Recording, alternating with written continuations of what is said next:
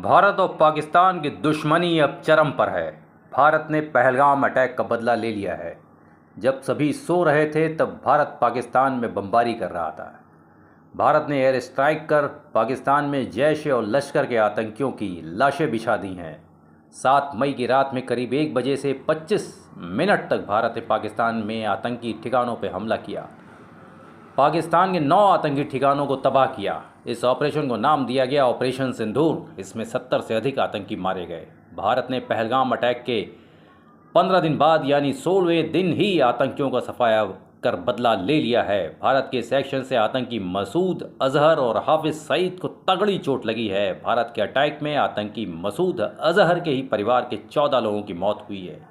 यानी उस आतंकी ने जिस तरह भारत के आम भारतीयों के महिलाओं का सुहाग छीना, उसी तरह अजहर के परिवार को भी सजा दी इंडिया ने। अब आगे की अपडेट समझते हैं। भारत ने पाकिस्तान के कब्जे वाले कश्मीर में एयर स्ट्राइक की और एक साथ 9 ठिकानों को निशाना बनाया। सरकार ने बुधवार को एक बयान में कहा कि भारतीय सशस्त्र बलों ने ऑपरेशन सिंदूर शुरू किया, जिसके तहत पाकिस्तान के कब्जे वाले कश्मीर में 9 ठिकानों पर हमला किया गया। बयान में कहा गया किसी भी पाकिस्तानी सैन्य प्रतिष्ठान को निशाना नहीं बनाया गया। आगे की अपडेट ये है कि केंद्रीय गृह मंत्री अमित शाह ने सीमावर्ती राज्यों के मुख्यमंत्रियों, डीजीपी और मुख्य सचिवों के साथ एक साथ बैठक की है। जम्मू और कश्मीर, पंजाब, राजस्थान, गुजरात, उत्तराखंड, उत्तर प्रदेश, बिहार, सिक्किम, पश्चिम बंगाल के मुख्यमंत्रियों और लद्दाख के एलजी और जम्मू और कश्मीर के एलजी के साथ इस मीटिंग में उन्होंने भाग लिया। ब्रिटेन में, वहीं विदेश से ये समाचार है, ब्रिटेन ने बुधवार को ऑपरेशन सिंदूर के हिस्से के रूप में भारतीय हमलों की प्रतिक्रिया पर व्यक्त करते हुए कहा कि हम भारत और पाकिस्तान दोनों को बातचीत और तनाव कम करने की दिशा में आगे बढ़ाने के लिए मदद को तैयार है। यह ऑपरेशन 22 अप्रैल को जम्मू और कश्मीर के पहलगाम में हुए आतंकी हमले के बाद लिया गया है, जिसमें एक नेपाली नागरिक समेत 26 लोगों की जान गई थी।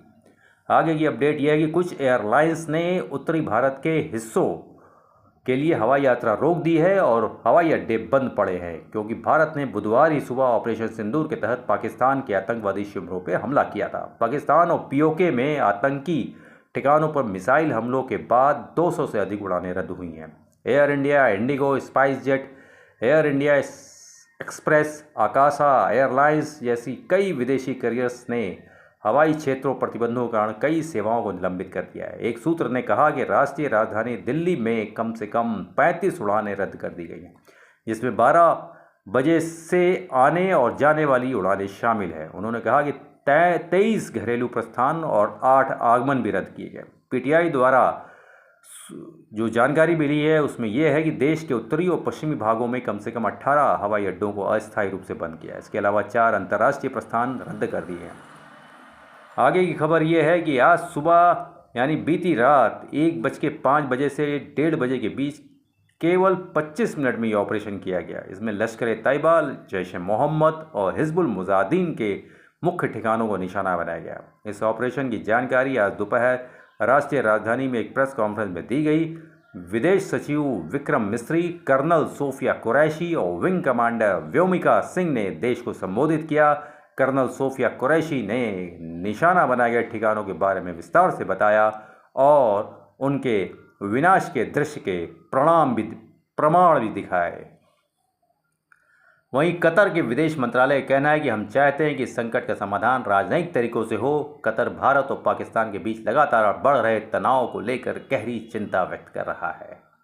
जैश ए मोहम्मद के चीफ मसूद अजहर का एक बयान आया है, जिसमें उन्होंने कहा है कि भारतीय मिसाइल हमले में उनके ही परिवार के 10 सदस्य और 4 करीबी सहयोगी बहावलपुर में मारे गए हैं। भारतीय मिसाइल हमलों में मारे गए लोगों में जेईएम चीफ की बड़ी बहन, उनके पति, एक भतीजा और उसकी पत्नी शामिल हैं।